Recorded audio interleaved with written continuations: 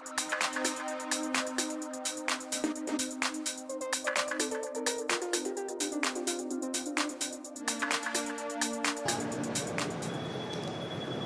afternoon and welcome to Global SMT and Packaging Live Show.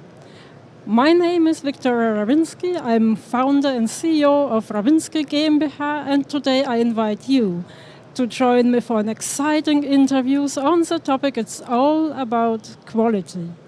And here is my first guest, Joe Conley from Zeo Systems. Joe is a North American Western region sales manager, so he is very close to the customer and also very close to the quality-related topics.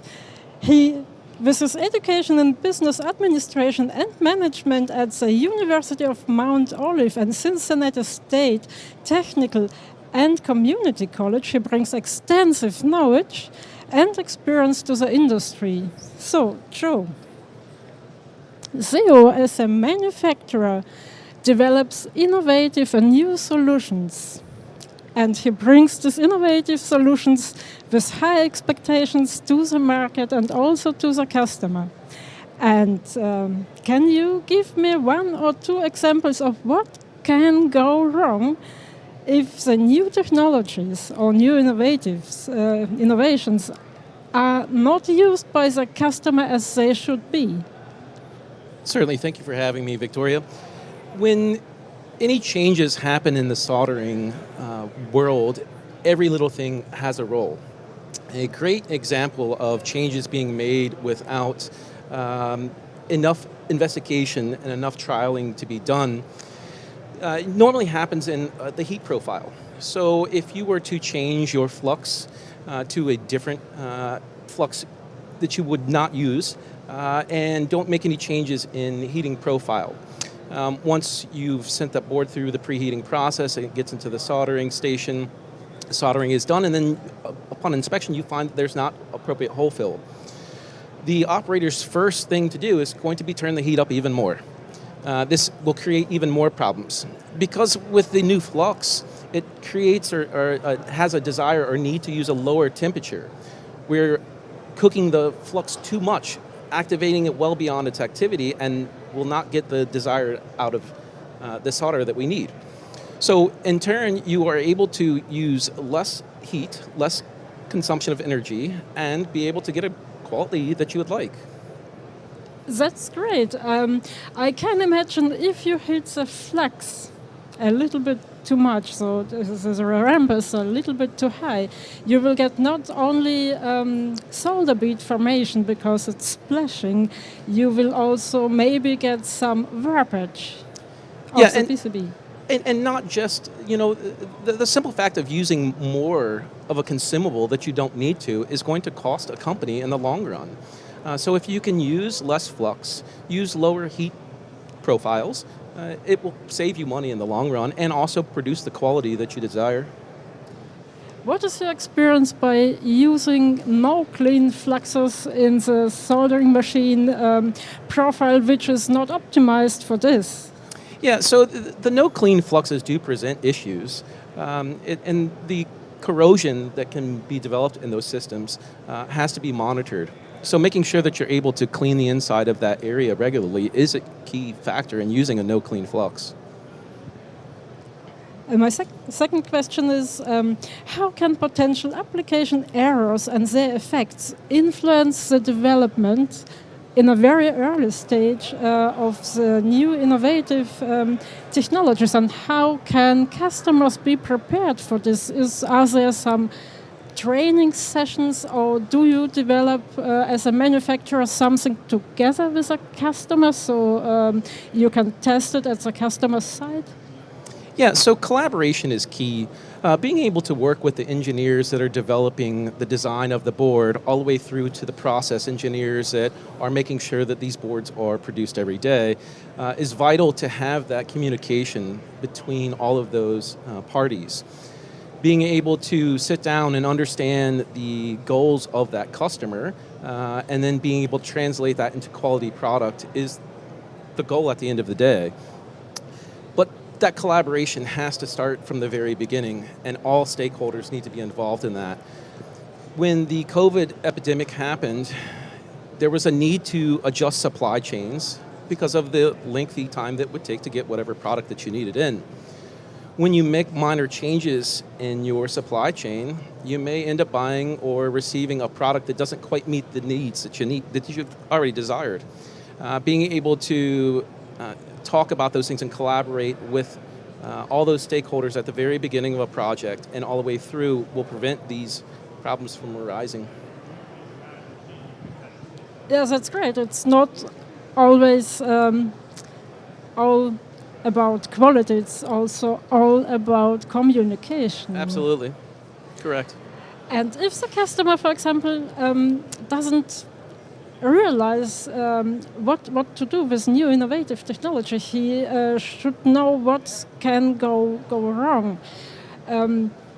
How can you explain him? Do you have some trainings session or some technology days or things like this, where you can talk as a manufacturer to the customer and ask the customer, what is your key issues? What do you really need? It's not just about just buying soldering equipment. Correct.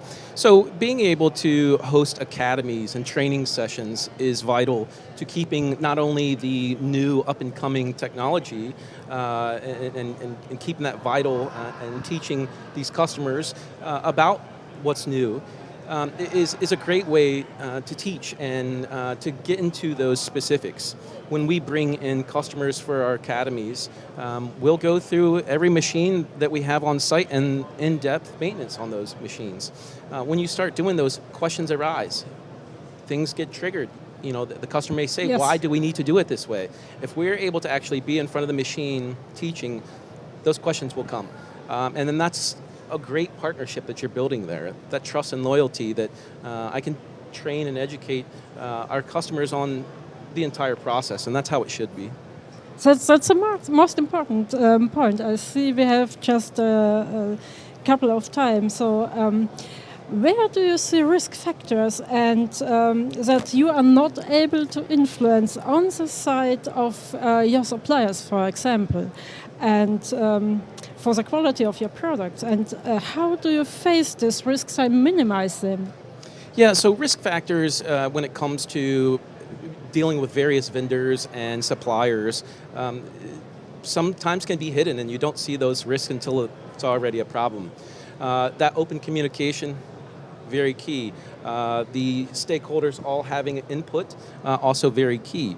But I think most importantly is having clear expectations from the very beginning with all of these suppliers or vendors that here are what the tolerances that we allow, these are the things that will not be accepted, and any changes that are made or deviated from that have to be addressed immediately. To find out that things have been changed in, say, a supply is, finding that out after the fact can already be a problem. We need to have these conversations at the beginning, and no changes should be made without proper approval. Thank you very much, Joe. I'm appreciated about so much experience because you are so close to the customer, and thank you. Thank you for having me, Victoria. And we will be back after a short break with our next guest for the next exciting interviews, so stay with us. Kaizen is the leading global supplier of award-winning cleaning chemistries for electronics assembly operations. Whether you are cleaning stencils or final assemblies, our global team of cleaning experts is there to help you succeed. Want to know more? Stop by our booth or visit kaizen.com. For micro dispensing, there is one product line that is proven and trusted by manufacturers in semiconductor packaging, electronics assembly, medical device, and electromechanical assembly the world over. DL Technology, superior pumps and needles for the finer things in life.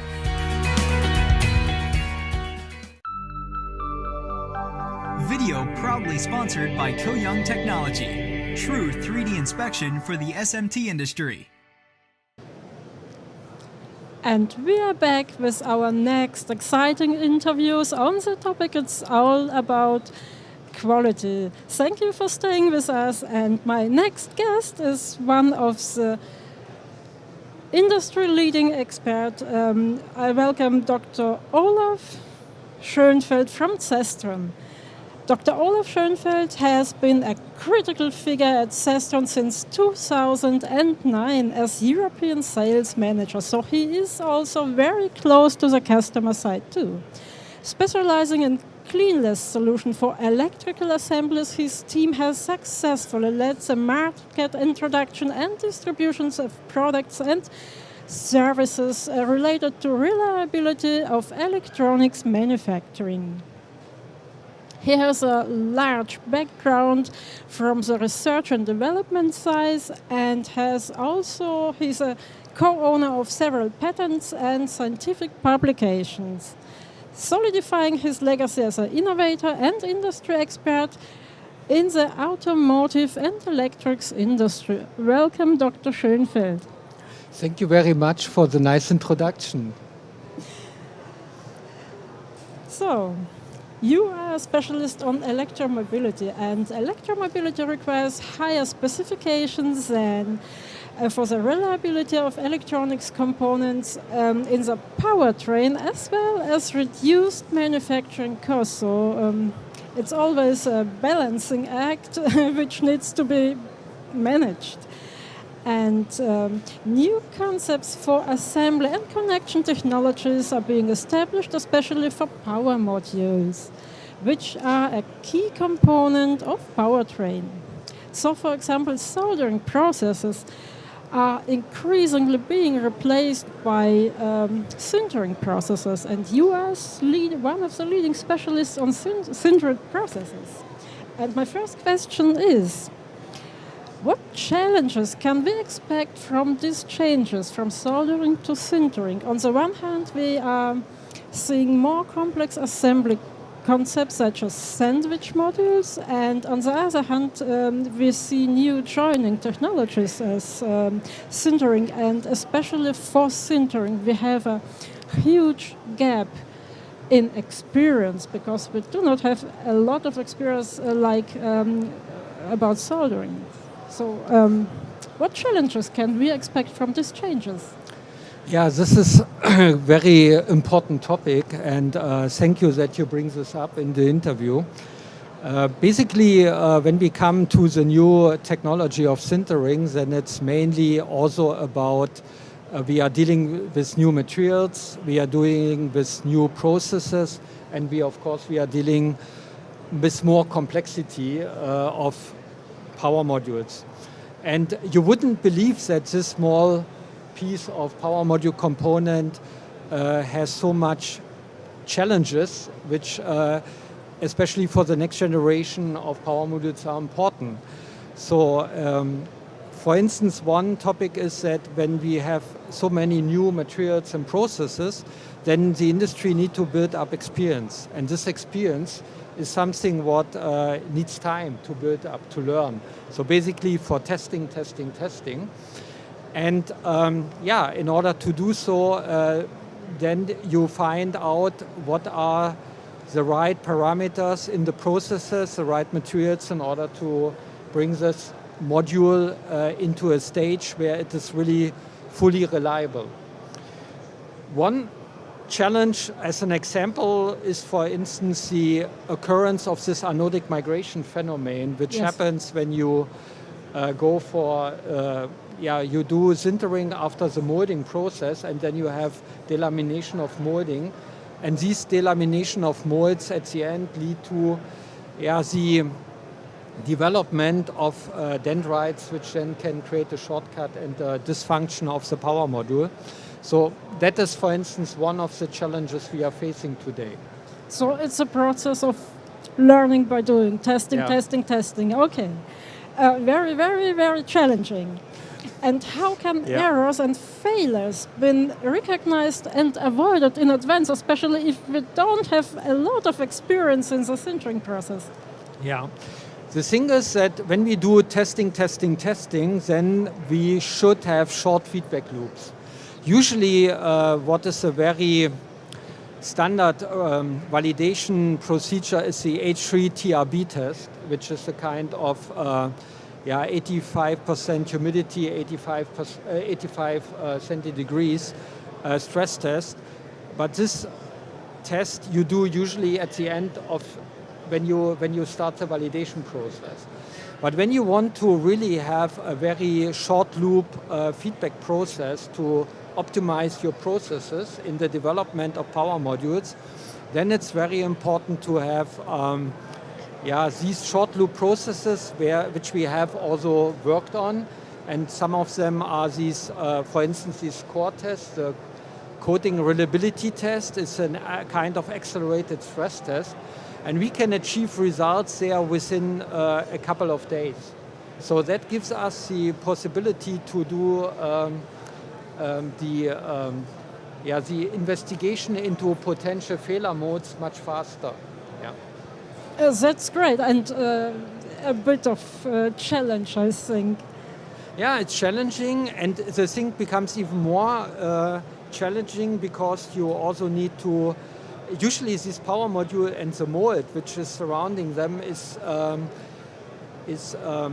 not transparent. So you need a kind of method in order to investigate a black box. So you have to, we use here electrical impedance spectroscopy as a very promising method for the future. So we can compare the status before and after by just looking on the impedance spectrum, and when there is a change, then this can be related to potential failure modes. But this is also something which involves a lot of modeling of the processes, and we are still in the development of these kind of methods. And that brings me to the last question. Which risk factors do you see in the interpretation of the analysis results? Do you think AI supports artificial intelligence? Do you see it as a risk or as a help? Or let's say it in another word, what do you think can a person with a lot of experience, with many years of experience, be meaningfully supported by AI in the near future, let's say in the next 3 years? This is a good question, because usually everybody is talking about AI, and now you ask yourself, can we integrate it here? The thing is that when you do failure analysis, you can maybe feed the AI with a lot of pictures about failures you became aware in the industry. This anodic migration phenomenon, which is a kind of, it's a kind of aging process by insufficient processing. Then you have other failure modes like partial discharge or electrochemical migration, which you don't do for high voltage. Basically, they occur already in low voltage applications. So there's a variety, but it's not important only to look in it, but it's more important to avoid the failure and to find the right methodology to avoid it. So what are the tools? And in order to do that, AI will not help you too much. So we need an expert team like Dr. Schweigert is doing it in our company for more than 30 years. And he is really the expert. He has seen so many different cases. And regarding the root cause, every case is somehow different.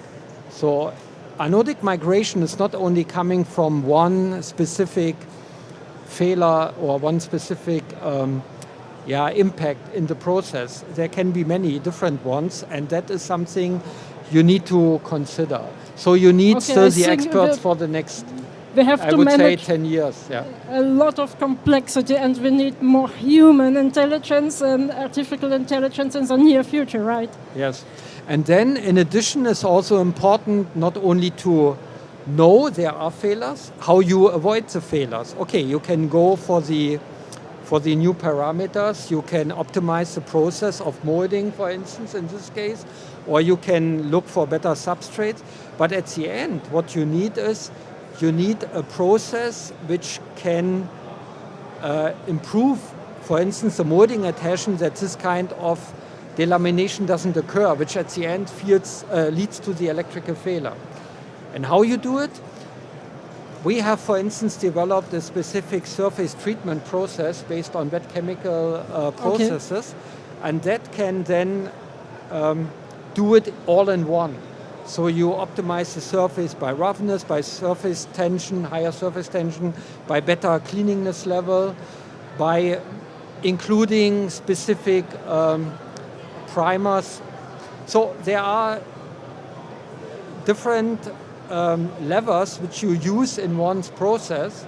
Of course, you need to really dedicate it to the right mold material, but that is something what helps the industry to be much faster in applying these kind of corrective actions. And that is another important thing. Not only doing the investigation in very short time, but also come with corrective action in very short time.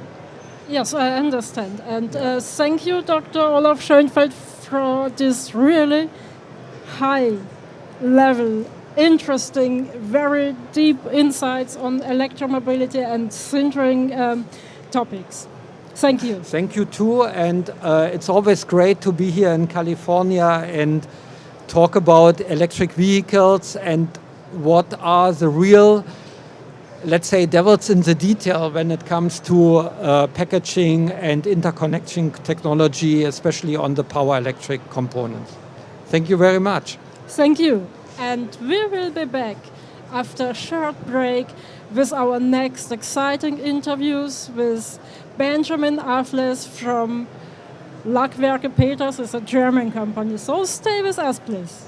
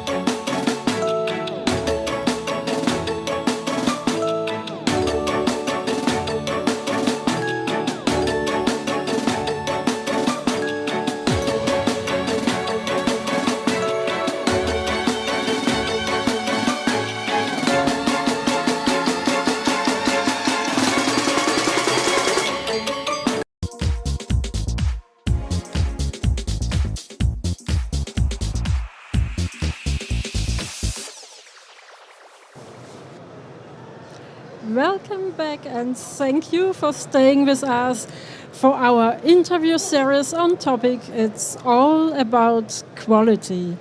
So today my last guest is Benjamin Affles from Lackwerke Peters. He is a managing director with more than 7 years of experience in leadership role at a family-owned business. He brings a wealth of expertise in the manufacturing of coating for the electronics industry. He holds a degree of industrial engineering and he has successfully combined technical knowledge and strategical management skills to drive growth and innovation within his company. So, welcome, Benjamin. Thank you. You as a manufacturer develop innovative and new solutions, and you bring these solutions with high expectations to the market and to the customer. And my first question is, can you give me 1 or 2 examples? What can go wrong if the technology or the technological solution you develop are not used as they should be by the customer. For example, solder resist or cleaning agents with new formulation continue to be used as before without adjusting any parameters by the customer. So just according to the model, what can go wrong here? Yes. Okay, if we're talking about new products which are introduced at the customer side, there can be a lot of issues. One example for is if we change formulation, they need to be adjusted at the customer side then. So one issue is that customer might not adjust process parameters for the new formulation. If we talk about solder mass, it can be curing speed, temperature, Oh, yes, right. or the potion UV energy, and this might cause some bad adhesion, for example, of the solder mass on the PCB. There might be another example if we talk about new formulations, new materials, also in combination with cleaning agents. Is the topic of contamination or not proved compatibility. This is something which can be overseen at the customer side as well, because they don't have the details on the chemistry, and if they're not checking the compatibility of different materials, of new materials, this also can cause some contamination on the board. And at the end, also, for example, force corrosion and electric failures. And that brings me to the next question. How can potential application errors and their effects influence the developments of new solutions? So, Because you should know what you cannot know.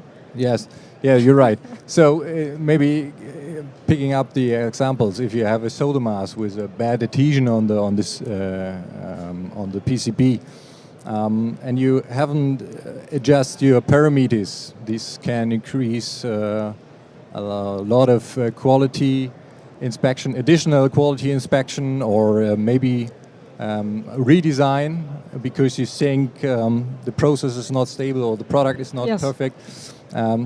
At the end, it's a combination of both. And if you talk about redesign, you also talk about time to market, which is you can fail, for example, and at the end it's a higher cost and can lead to a decrease of trust in the new technology and the new products as well. Great. If you, as a manufacturer, are confronted with quality problems and you know that these problems has multiple reasons, so what I mean is maybe there are several steps from several other manufacturers, so you cannot influence this. What is the best way to solve problems together with your customer like this? I think you need a structured way to figure out and have a good collaboration and communication on that. So first step, of course, is that you identify the root cause by looking at each process step. So you really need to have a deep look into that. And there it comes to a good cooperation, communication with your customer, but also with the other partners which are included in this process. And I'm not just talking about the products problems, but talking about cooperation and leading this discussion also on the technical side, very deep. And what is also very important in my opinion is that you prove your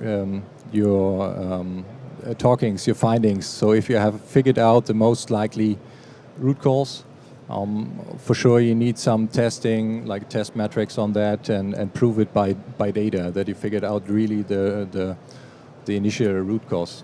So I learned a lot from the interview sessions. It's not just all about quality. It's the maybe most important part is it's all about communication.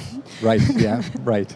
So thank you very much for this deep insights and for being here together with me today. And we will be back with our next program point after a short break.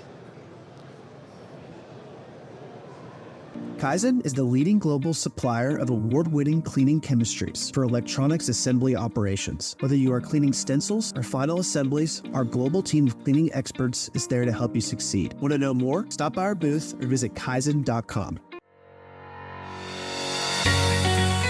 For micro dispensing, there is one product line that is proven and trusted by manufacturers in semiconductor packaging, electronics assembly, medical device, and electromechanical assembly the world over. DL Technology, superior pumps and needles for the finer things in life.